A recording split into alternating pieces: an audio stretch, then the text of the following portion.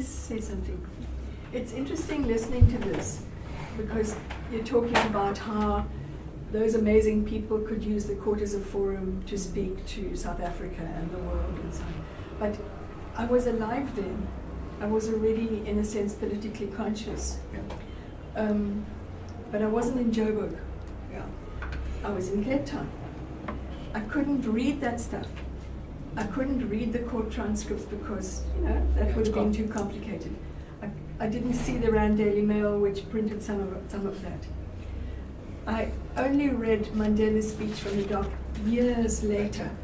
It was a banned document circulating. So it would be a mistake to think that the word spread immediately. As we're looking back, after these many years, we can see that was what it was. But at the time, yes, it spread, but not quite as easily and widely as we think. You needed to have special access to be a reporter, a court reporter.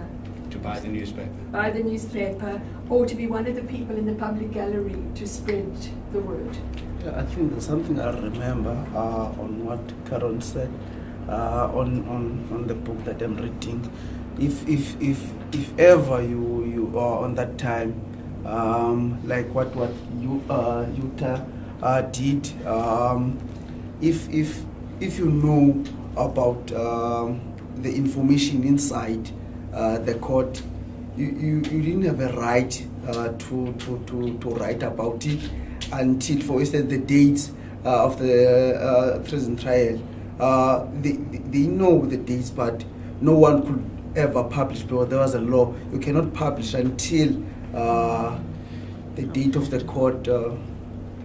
I'm just trying to agree with you. Were those laws made because they didn't want the accused to get support outside the court?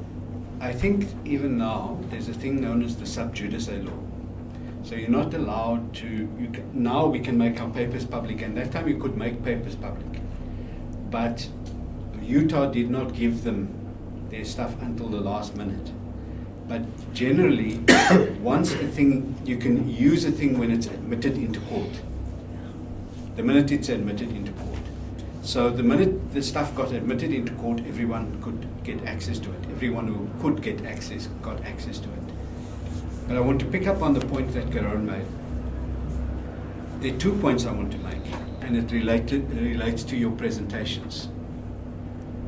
And it was very, very encouraging to see people tell the stories and the biographies of people and try to relate the politics through the life stories of people, right? But as Caron pointed out, Mandela's speech from the doc, where did you see it the first time? Yeah, right? So the vast majority of people out there still don't have access to it, right? So even though, and I'm just using Mandela's speech as an example, you can think of the millions of other documents and actions and information that exists of that time that people don't know. And one way of telling it is through telling it through the stories of people. Not all the awards they've won and all the honorary doctorates they got from the university, but through who they were, how they lived, how they struggled, and stuff like that. But also relate that to the broader struggle that they engage in. So that's one way of telling it. The other way of telling it that can go together, that must go together with that, is to analyze, because people remember stories differently. People remember stories. The same thing. You can have 4 people and you'll have 5 versions of the same thing. So the importance of the story is that it really makes us feel for the time. But there's other sources of evidence that you can find about Rivonia or about any other topic that is written, that can be checked. And sometimes you can have conflicting bits of documentation because there can be 2 writers in the court, 2 journalists, and they can write 2 totally different things, right? Or there can be 2 lawyers and they take their notes differently from different perspectives. So there's always a weighing up of evidence when you tell a story and when you analyze something. So when Sifiso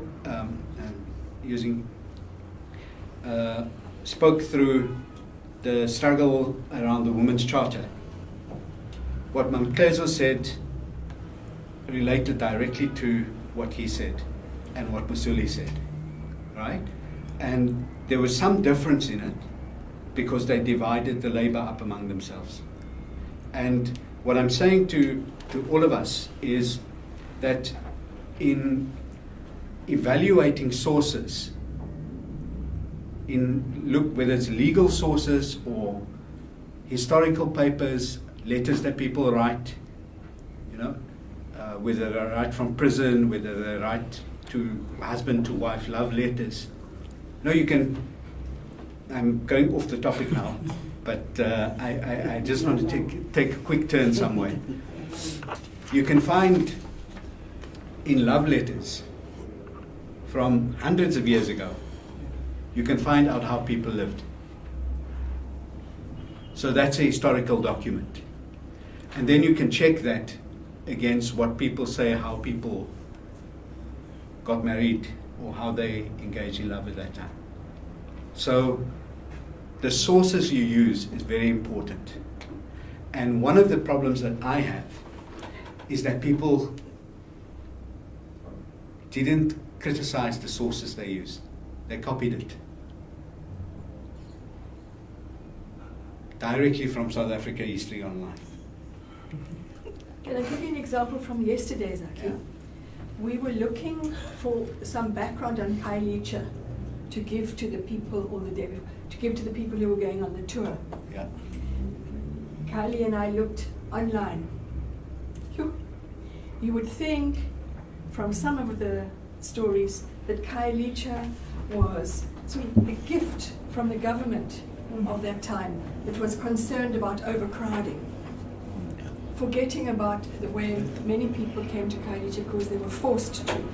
So the story is very pretty, even from South Africa, SA History Online. Yeah. The first part of it, you think, huh?